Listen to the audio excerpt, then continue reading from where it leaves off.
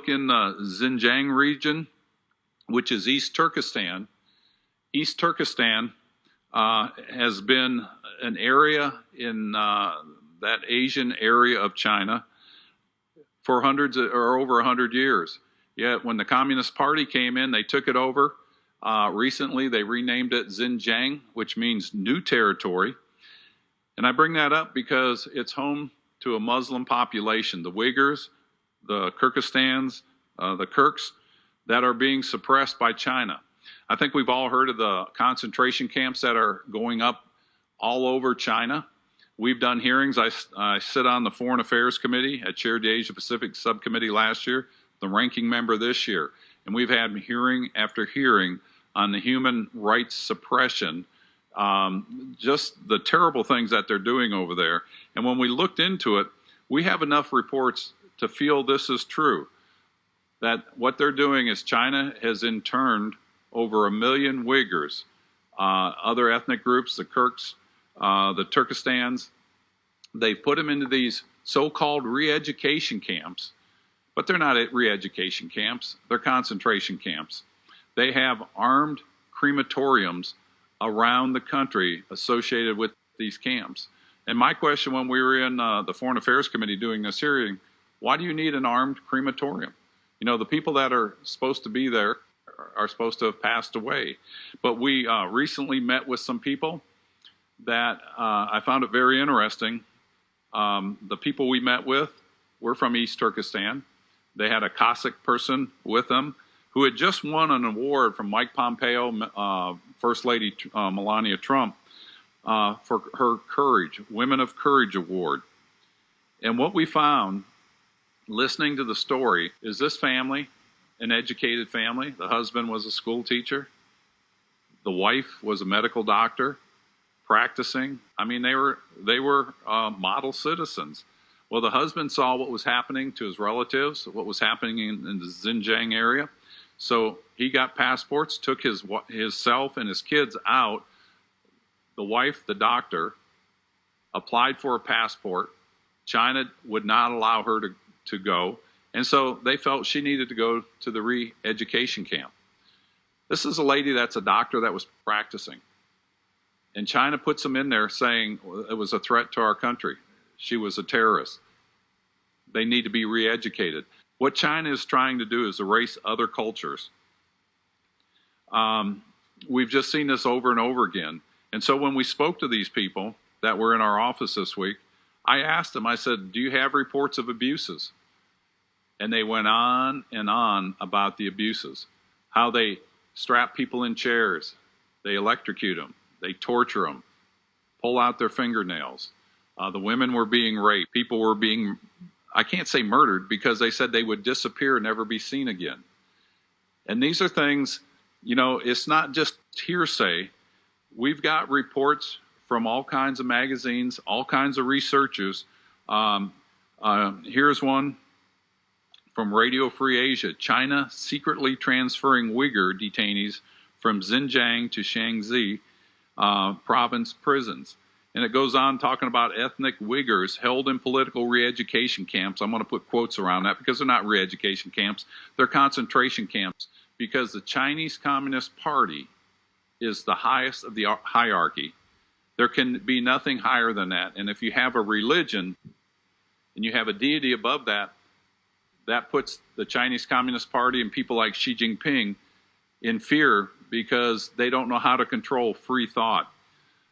These people are being sent to prisons in those provinces. China, to address an overflow in the overcrowded camps, where up to 1.1 million Uyghurs and other Muslim ethnic minorities accused of harboring strong religious views and political incorrect ideas have been held since April of 2017. This is something that's been going on not just 3 years, but longer than that, but it's coming to light.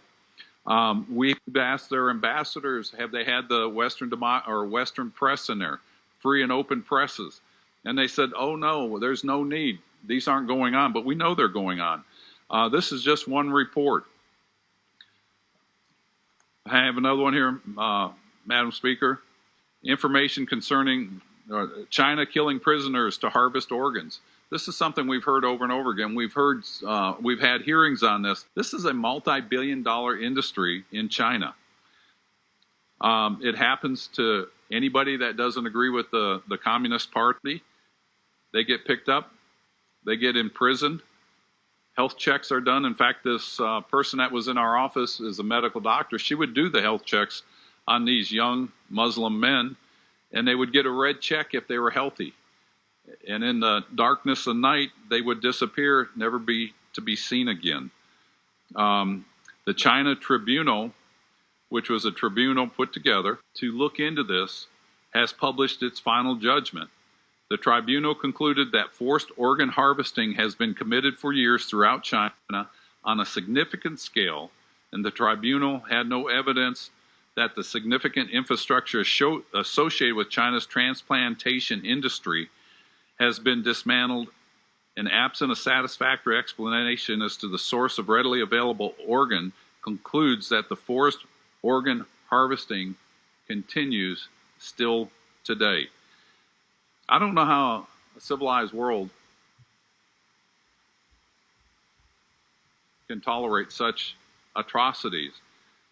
And when I see of the armed crematoriums, or the Uyghurs being taken from their homes, forced from their homes, forced into a concentration camp, and then being rented out or sold as chattel to manufacturers, and this is well documented, I don't know how we can tolerate that, or how we can look at our trade policies to do those kind of deals with a country that works like that. If they treat their own people that way, how do we expect they're going to treat any of us? We've talked about Tibet. We've talked about Xinjiang, the East Turkistan, the purging of individuals, the social credit scores, the coercion intimidations. I haven't touched on the theft of intellectual property.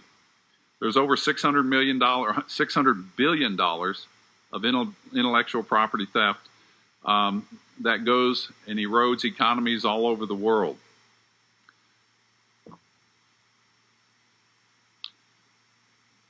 I want to read an article here just real briefly. China compels Uyghurs to work in shoe factory that supplies Nike.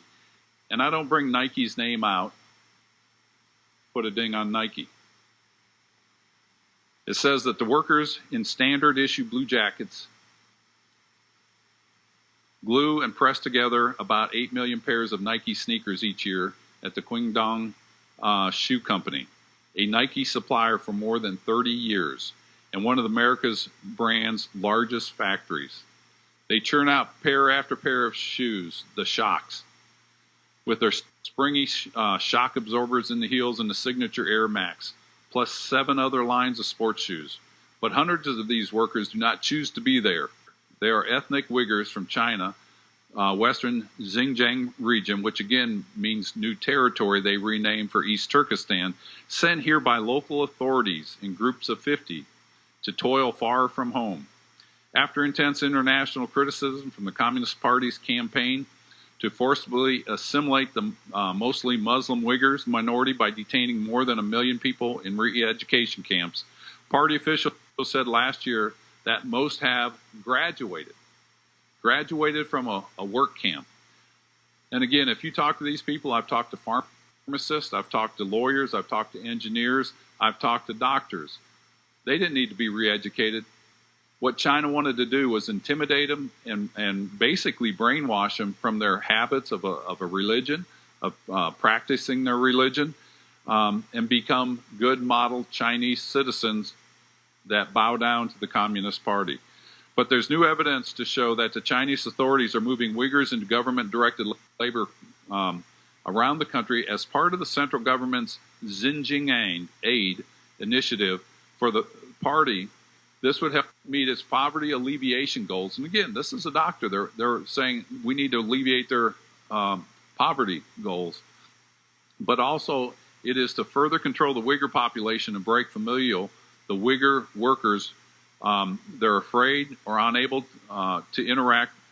The Uyghur workers at these facilities are afraid or unable to interact with anyone in this town where they went to, north of Guangdong, beyond the most superficial of transactions at the stalls or in the local stores where they go. They won't talk to anybody. The people at these towns says everyone knows the Uyghurs did not come here on their own free will.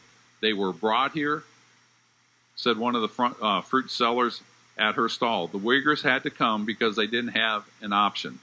The government sent them here. Another vendor told the reporters that they were sent here forcibly. The report that we read did not ask their names out of concern of their safety, so they could not discuss the issue. Like I said, we met with Mrs. Sergul Sotbi, an ethnic Kazakh from East Turkestan that today is now called, as I said, Xinjiang. And she's the one that shared this with her. She is a true freedom fighter.